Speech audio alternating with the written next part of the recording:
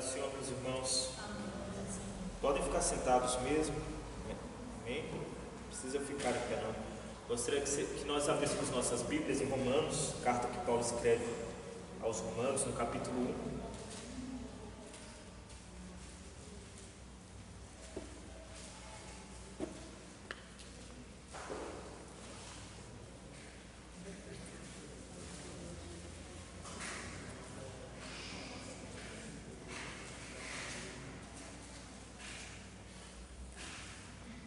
Romanos capítulo 1.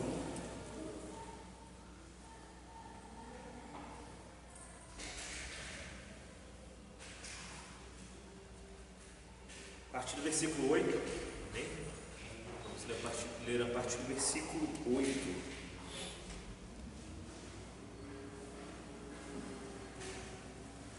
Vamos ler então? Bem? Diz assim: primeiramente, dou graças ao meu Deus por Jesus Cristo, acerca de vós todos, porque em todo o mundo é anunciada a vossa fé. Porque Deus, a quem sirve meu espírito no Evangelho, de seu Filho me é testemunha de como incessantemente faço menção de vós, pedindo sempre em minhas orações que, em algum tempo, pela vontade de Deus, se me ofereça boa ocasião de ir ter convosco. Porque desejo ver-vos para vos comunicar algum dom espiritual, a fim de que sejais confortados. Isto é, para que juntamente convosco eu seja consolado pela fé mútua, assim vossa como minha.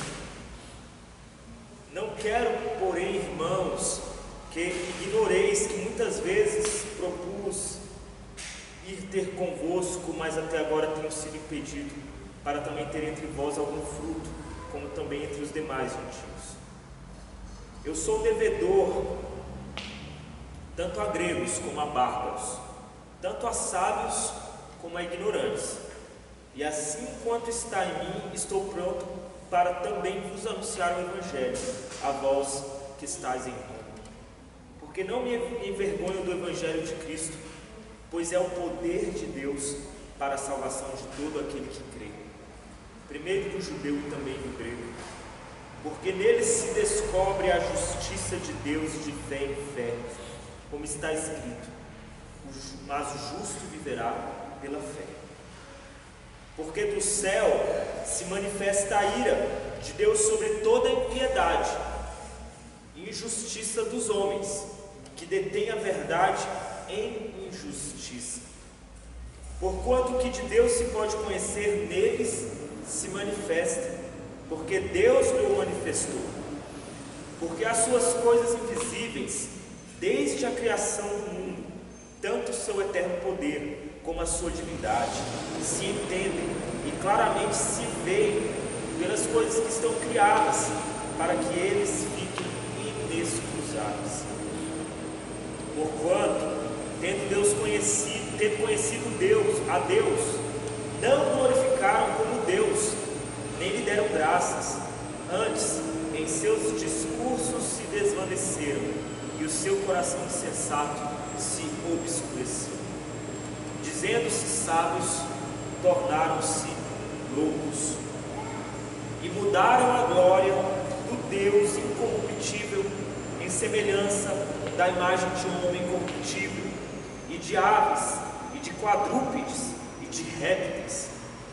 Por isso também Deus os entregou às concupiscências de seus corações, à imundícia, para desonrarem seus corpos entre si. Pois mudaram a verdade de Deus em mentira, e honraram e serviram mais a criatura do que o Criador, que é bendito eternamente.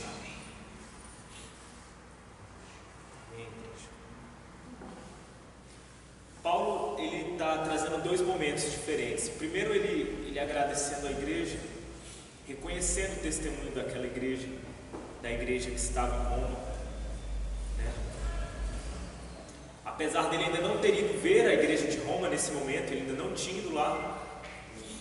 Esse momento aqui, Paulo ele ainda não tinha sido levado cativo, provavelmente a Roma, bem provável que não. Vocês conhecem a história ali de Atos dos Apóstolos, né? Quando Paulo, ele descendo, ele vem para Jerusalém, e ele vai para Jerusalém para justamente discursar, né, na sinagoga ali, entre os escribas, os mestres da lei, e ele sabendo que seria preso lá, né? Mas isso tudo já com um propósito no coração dele, de que era justamente sendo preso e ele fazendo uso da cidadania romana dele, ele pudesse apelar a César e mesmo em cadeias ele pudesse ser levado a Roma, para em Roma ele poder, mesmo que preso, falar do amor de Deus, né? Pregar o Evangelho. Só que nota que ele fala que, ele vem falando que o justo viverá pela fé, ele vem afirmando que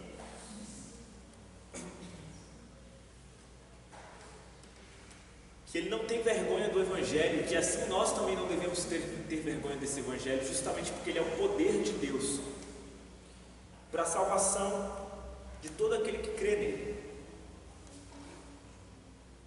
E ele fala ainda que o Evangelho é do Evangelho que se descobre, que se tem ciência pela fé da justiça de Deus, de modo que sem a fé, sem a vivência, é legal que ele usa o termo, a expressão de fé em fé, né? De fé em fé. A expressão de fé em fé dá a ideia de caminhada, né? Dá a ideia de continuidade, que você de fé em fé vai avançando. Enquanto você avança de fé em fé, ou seja, é uma fé vivida mesmo, é uma fé experimentada por você, não é uma fé, como a gente sempre fala aqui, de teoria. Não é uma teoria, não é uma ideia, não é uma regra, não é uma norma, é um caminho de vida, de fé em fé. A justiça de Deus vai se manifestando a você, a justiça de Deus vai sendo descoberta diante de você. Nesse caminhar de fé em fé é que a justiça de Deus vai sendo descoberta diante de você. E você vai entendendo quais são os desígnios da justiça de Deus para você, em você e de você para o outro. De você para o outro. Não tem como a justiça de Deus ser uma norma, uma bula pronta. A justiça de Deus se manifesta como justiça no caminho da vida. E enquanto se caminha na vida e se enfrenta as adversidades da vida, é que ali a justiça de Deus vai se mostrando como justiça. Do contrário, a norma só, na verdade, ela só manifesta injustiça. É o que a gente chama de religiosismo, de religião. São as palavras, são a teoria, é a teoria, são os conceitos separados do caminho da vida. São os conceitos que querem dizer o que é certo, querem dizer o modo como se deve proceder antes mesmo de a situação se manifestar na pessoa. Esse tipo de coisa, esse tipo de teoria leva a juízos arbitrários, leva a juízos temerários, igual está lá em Mateus 7, juízos do tipo que te leva a enxergar, a querer enxergar o cisco no olho do outro, enquanto o travessão do teu olho não é retirado. Te leva a ser o dono da justiça e fazer a sua própria justiça, achando que é a justiça de Deus. E em nome dessa justiça de Deus, que na verdade é a sua, todas as atrocidades são cometidas. Todas as atrocidades são cometidas. Quando você lê esse texto, geralmente na sua Bíblia, geralmente, você vai notar que do versículo 17 para o versículo 18, geralmente finaliza o tema, e aí abre-se um novo tema. Geralmente, não em todas as Bíblias que são assim. Geralmente a pessoa que editou a Bíblia, aí ela coloca, não tem aqueles temazinhos que vem antes do texto, né? Não tem aqueles temazinhos para ele falar agora, tipo, mudou de assunto, né? Algumas algumas vezes isso é um erro trágico, e aqui é um erro trágico. Se a sua Bíblia está assim, é um erro trágico da pessoa que editou. Porque não tem como você compreender. Parece que muda de assunto, mas não muda. Não muda de assunto. Não tem como você compreender o versículo 18 em seguinte, que é esse texto mais pesado, falando a ira de Deus se manifesta a ira de Deus no céu sobre toda a impiedade e injustiça dos homens que detêm a verdade em injustiça. Não tem como você entender do 18 em diante se você primeiro não tiver a compreensão do que esse versículo 17 anterior está falando. É com essa mentalidade de que a justiça de Deus se manifesta de fé em fé no caminhar da vida, e que ela vai se descobrindo à medida que você, pela fé em Jesus, aplica os princípios do Evangelho na sua vida. É isso que fazendo com que a justiça de Deus seja algo claro diante dos seus olhos, se manifestando em algo palpável para você.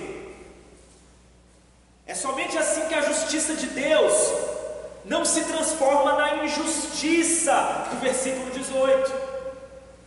Nota que não está aí de paraquedas, não está aí por acaso.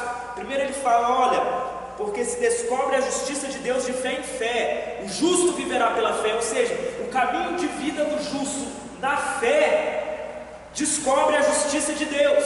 Entretanto, a ira de Deus se manifesta contra toda piedade e injustiça dos homens que detém a verdade e injustiça. Detém a verdade. Deter a verdade e a injustiça significa que são homens que dizem defender a justiça, mas que em nome da justiça praticam toda sorte de injustiça, toda sorte de atrocidades. São homens que a justiça para eles não está desnudada diante dos olhos deles. Sabe por quê? Porque a justiça para eles não é um caminho de fé. A justiça para eles não é uma vida, não é um viver pela fé. A justiça para eles são normas, são teorias, são regulamentações religiosas, são doutrinas mortas, são ortodoxias vazias, são costumes nos quais se perdeu o sentido daquele costume, o sentido daquela tradição, são meras tradições. E é por isso que a ira de Deus se manifesta. Olha só, não é óbvio que a ira de Deus se manifesta. Deus não tem prazer em nenhuma injustiça, mas a ira de Deus, ela se manifesta contra aquele que detém a verdade, mas manifesta injustiça. Contra esse a justiça de Deus, a ira de Deus se manifesta muito mais do que contra a injustiça do tolo lá fora. Você está entendendo o que está sendo dito aqui? Esse é o problema de entrar no caminho do Evangelho, de dizer que caminha o caminho do Evangelho, sem na verdade não caminhar. O Evangelho se transforma em uma discussão filosófica, legalista, religiosa. O Evangelho se transforma em uma curiosidade, mas não é um caminho de vida. O justo não está vivendo de fé em fé, o justo não está vivendo pela fé.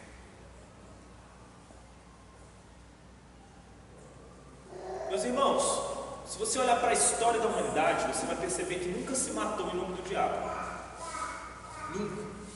Nunca se matou em nome do diabo. Nunca nenhuma guerra foi travada para defender o Satanás, ou já foi? Nunca houve uma guerra para falar, nós vamos defender o capiroto. Não. A maioria das guerras, principalmente as guerras religiosas, se travaram para defender quem? Deus. Para defender a justiça de Deus, sem saberem que esse Deus é o próprio diabo. Esse é o verdadeiro diabo, é esse Deus.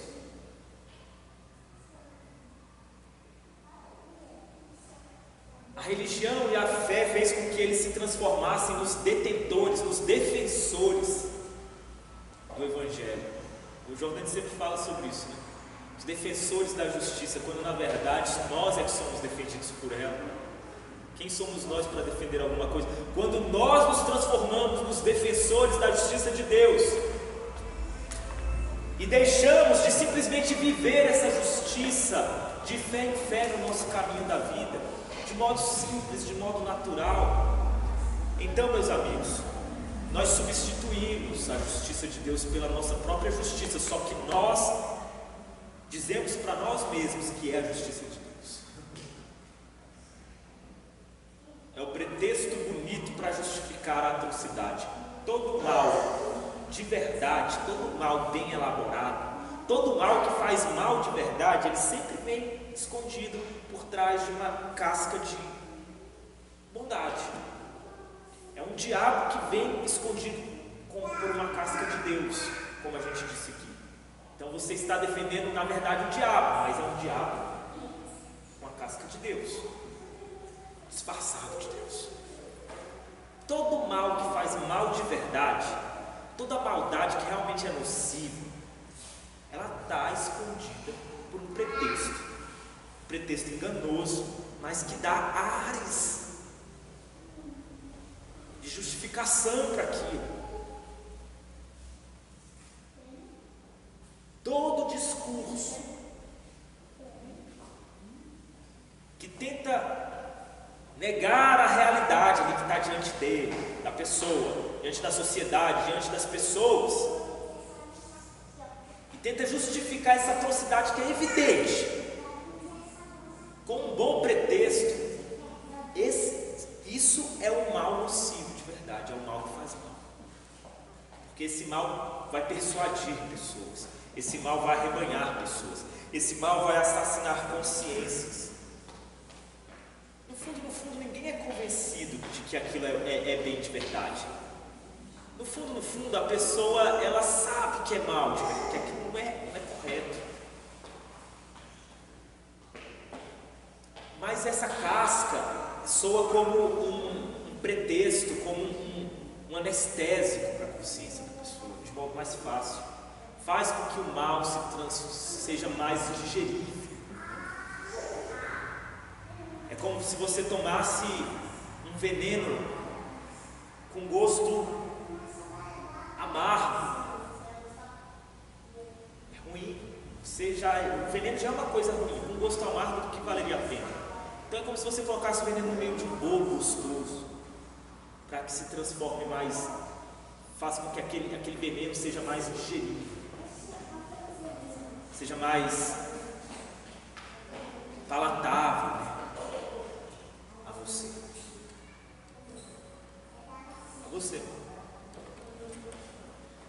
As nossas desculpas, meus irmãos, na maioria das vezes, toda desculpa é o quê? Por que a desculpa ela é um vício tão ruim? Estou falando agora do indivíduo, porque todo o mal feito pela sociedade em si é reflexo daquele mal que já nasce no coração do indivíduo, meu e seu, da pessoa. Por que a desculpa é algo tão abominável? Por que a desculpa é algo abominável? Porque a desculpa é a tentativa de colocar uma casca de bondade numa coisa que não cola, não é ruim. É por isso que a desculpa é algo tão desprezível. Você ficar inventando desculpa para suas falhas é algo tão desprezível. O mesmo comportamento que Adão e Eva tiveram quando foram esconder a nudez deles é a tentativa de esconder, mas esconder só não adianta. Para que seja aceitável, você tem que dar uma aparência de que aquilo é razoável, de que aquilo é sensato, de que aquilo era o que deveria ser feito. Isso é a desculpa. A desculpa é uma casca de bondade que tenta justificar o erro. E é por isso que a desculpa é tão abominável. Trazendo agora isso, a desculpa minha, sua, da pessoa, do indivíduo, do ser humano individualmente, agora já para um contexto maior, que é quando pessoas se reúnem agora para inventarem desculpas e fazerem os outros acreditarem nas suas supostas justificativas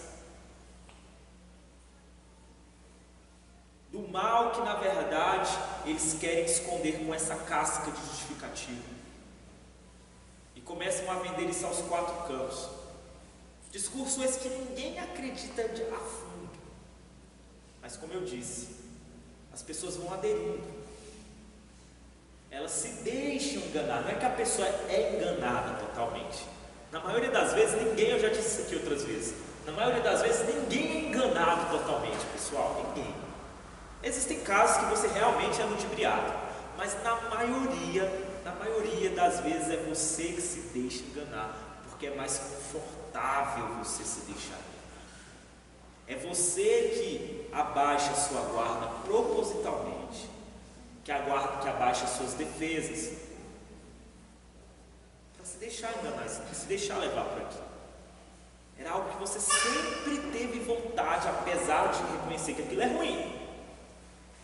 Entretanto, você nunca teve coragem, até que um iluminado inventou uma casca legal para aquilo. E agora então você tem mais coragem de fazer aquilo, porque você comprou, você está se utilizando da casca que o outro montou, da desculpa, da suposta justificativa para aquele mal escancarado que você sabe.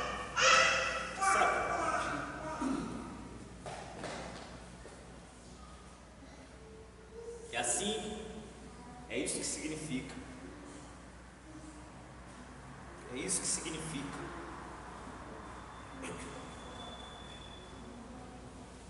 a impiedade, fruto da injustiça dos homens que detêm a verdade. É isso que significa. Então, nesse contexto que o diabo se torna Deus. É nesse contexto que a injustiça se transforma em algo justo, que o errado se transforma em algo correto.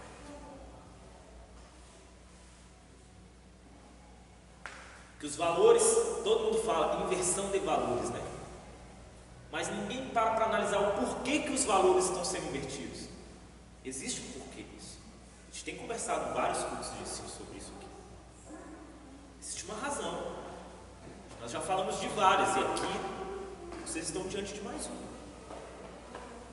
É por causa disso que o errado se transforma em certo.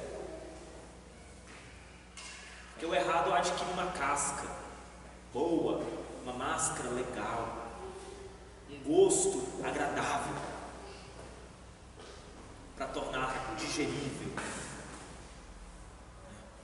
o errado. Essa vacina, meus queridos, ela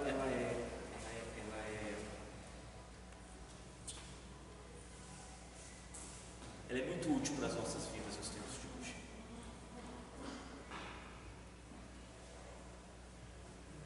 Nós que somos da luz do Evangelho, a justiça de Deus ela tem que se tornar descoberta diante dos nossos olhos, como eu disse, pelo caminho de fé em fé. À medida que se caminha de fé em fé, a justiça de Deus vai se tornando clara diante dos nossos olhos. Claro. E para você descobrir se um discurso, preste atenção nisso, para você descobrir se um discurso, um argumento, uma pregação, seja ela religiosa, seja ela política, para você descobrir se ela realmente é sincera, é fidedigna, se ela realmente traz a tentativa de manifestar justiça, e uma justiça prática, porque a justiça tem que ser praticamente, senão vira injustiça, como nós dizemos. Ou se ela é só uma casca de engodo que tenta esconder uma maldade que está no centro, no âmago daquele mesmo discurso, daquela pregação, daquele ideal, daquela lamúria toda.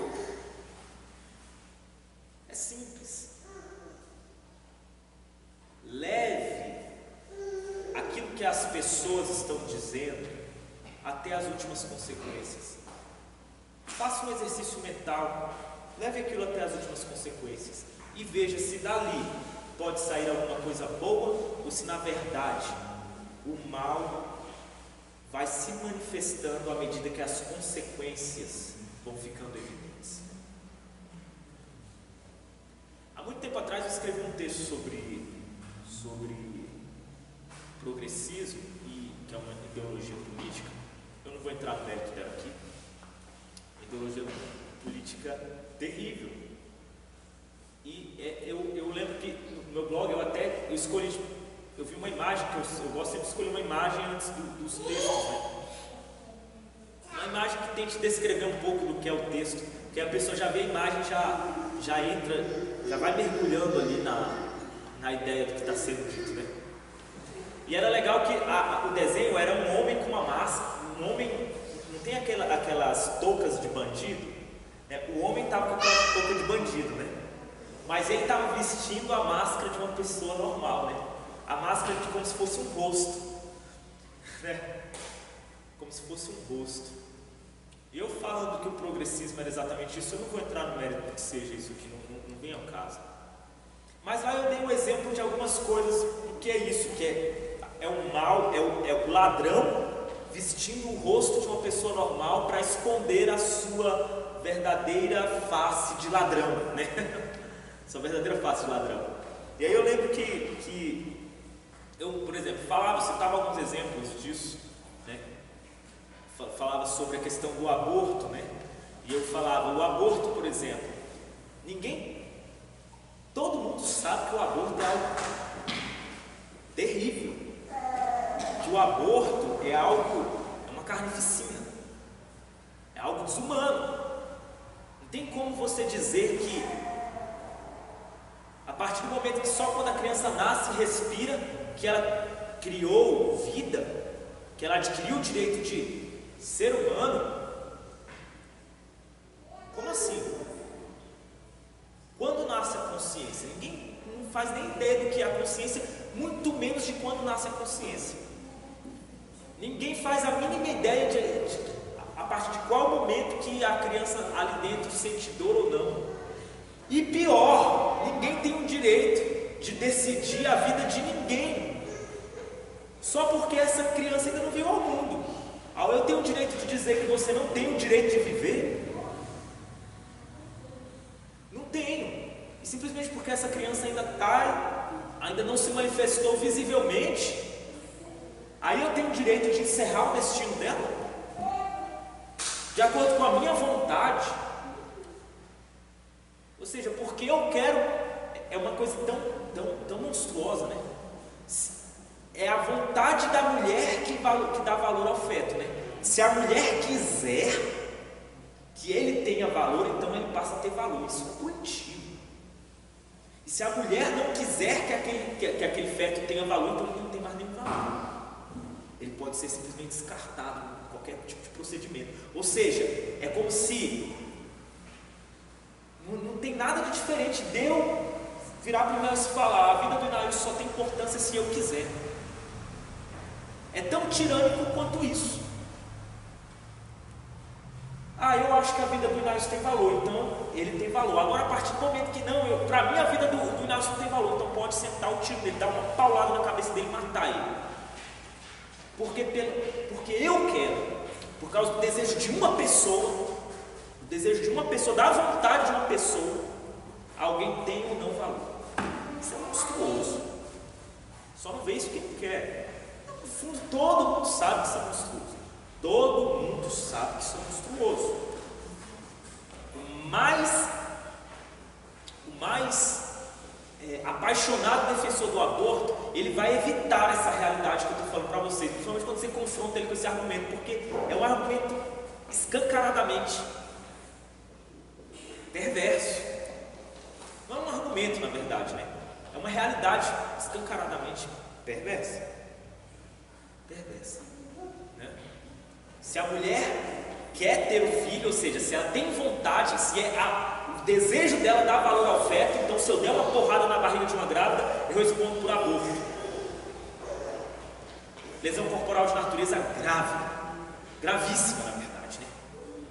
Agora, se a mulher não tem vontade de ter o filho, ou seja, a vida autônoma, ela só tem valor se uma pessoa quiser. Meu Deus, isso é... Os nazistas faziam isso, a vida dos judeus só tinha um valor quando eles queriam. Criticam os nazistas e não vão criticar essas feministas com essas maluquices? É o mesmo raciocínio, me desculpa. É o mesmo raciocínio. O que eu estou fazendo aqui com vocês? Eu estou levando o argumento até as últimas consequências. Você vai ver a monstruosidade disso tudo. O interessante é que a mesma justiça que vem fala que a criança ela tem direito. Hoje existem os alimentos, a mulher tem o direito de receber alimentos, mesmo durante a gravidez, né? Se tiver suspeita ou tem um exame lá que dá para provar já no ventre que o menino é filho ou não de alguém, né? E mesmo que não seja, se há suspeita, a mulher pode conseguir os alimentos. E fala-se porque é direito do feto. Calma aí, que hipocrisia é essa que é direito do feto? Quer dizer, agora o feto tem direito, agora o feto tem autonomia para ter direito a receber alimento, mesmo durante a gravidez. Mas se a mulher não quiser ter ele, ela tem o direito de matá-lo. E se o pai quiser? Se a vida da criança quer dizer que é só a mãe que determina? E se o pai quiser ter o filho e a mãe não? E se for o contrário? Se a mulher tem o direito de não valorizar a vida do filho e o pai, por exemplo, a mãe, ela quer ter o filho, então o pai tem o direito de não querer assumir aquela criança e falar, não, eu não quero ter esse filho. Por que só a mulher tem o direito então de querer ter o filho? E se ela falar, porque se o pai quiser ter o filho e a mãe não, vai prevalecer o aborto. E se a mãe quiser ter o filho e o pai não, ele vai ter que assumir a criança depois que ela nascer? Qual é a lógica disso? A gente começa a entrar numa série de contradições e ilogicidades absurdas. Tudo porque isso é uma monstruosidade. A verdade é que a criança não pertence à mãe nem ao pai, a criança é uma vida autônoma. Isso é escancarado, porque é só ver isso. É porque, só que para camuflar essa maldade, você tem que dar uma casca de bondade para isso. Você tem que tornar o discurso mais bonito. Aí você começa com aquela ladainha, é uma ladainha mesmo. Não, porque é a liberdade da mulher de se autodeterminar como pessoa, como indivíduo. É o corpo dela. Ela não é obrigada a ter alguma coisa no corpo só porque se isso é verdade, então porque eu tenho uma casa, por exemplo, a Cleide ali, ela tem um Breno. O Breno está com um aninho, né, Cleide? Vou fazer 2. Pelo fato da casa ser da Cleide, ela pode falar, eu não quero ter o Breno aqui e colocar o Breno para correr? Pode, mas não é a casa dela? Não está partindo do mesmo princípio? Não está partindo do mesmo princípio? Ah, mas aí é diferente. É diferente o quê? Pelo amor de Deus. É diferente o quê? Mas essa é uma tentativa de colocar uma casca, né? Isso tudo. Tem outros também. E esse é um dos mais perversos que eu acho. Mas não é escancarado, como eu estou dizendo para você. É algo bem sutil. Muito sutil. Não, que... E se o menino nascer, e o menino for entregue ao orfanato, ou for mal criado pela mãe, ele vai se transformar num bandido. Ou seja, a pessoa virou uma mãe de nada. Ela consegue ver o futuro da criança. Ela determinou o destino. Ela virou Deus. Ela virou um Deus. Ela está determinando o destino da criança, sem saber do que será, quais serão as escolhas, quais serão as decisões da criança. A pessoa virou uma mãe de nada, virou Deus. Ela já encerrou o destino da pessoa a uma possível vida de desgraça, de banditismo, seja lá o que for, de marginalização, não, e de se transformar em um mau elemento na sociedade. Peraí, mas quando faziam isso com os negros, quando eles eram escravos, né? Não faziam isso, já não determinavam o destino deles, a escravidão antes mesmo deles virem ao mundo. Não é a mesma coisa? Não é perverso isso? Não é a mesma coisa que você está tentando fazer com esse menino? Usar esse argumento de que você pode abortar porque ele potencialmente pode vir a ser um delinquente?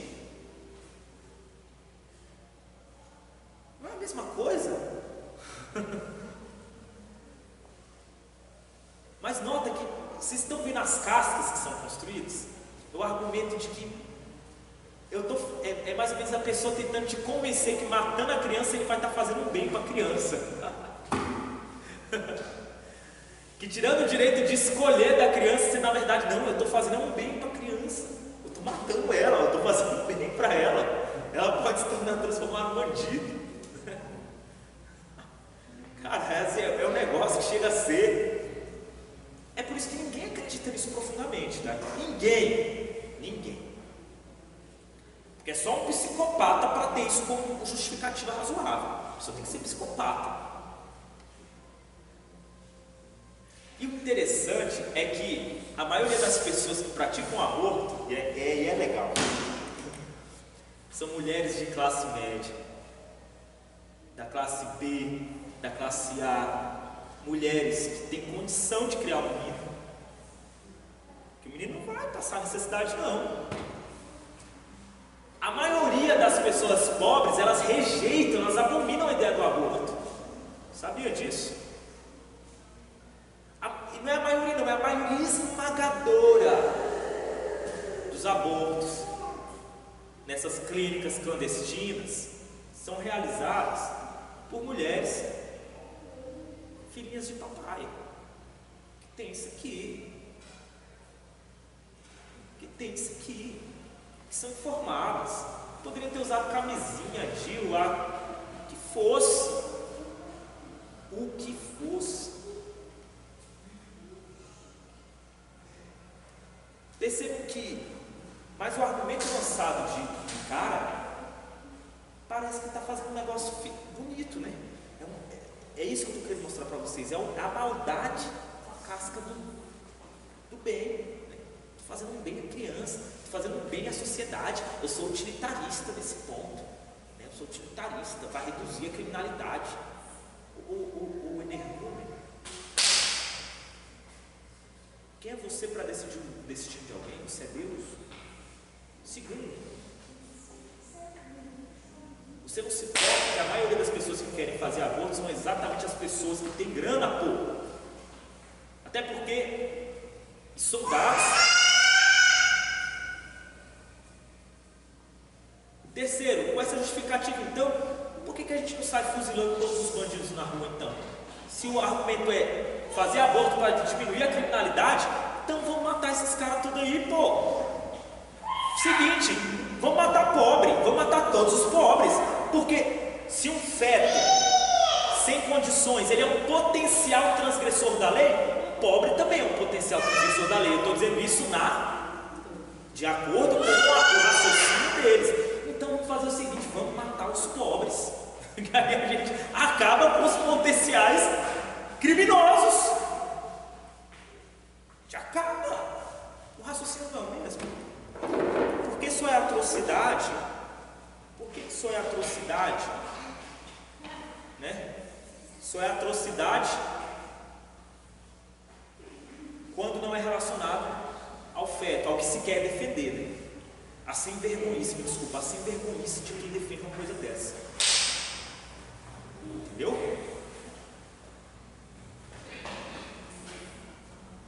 Meus irmãos, a gente vai parar por aqui, a gente vai continuar nesse texto. Esse texto aqui, eu tenho tanta coisa para falar sobre isso aqui.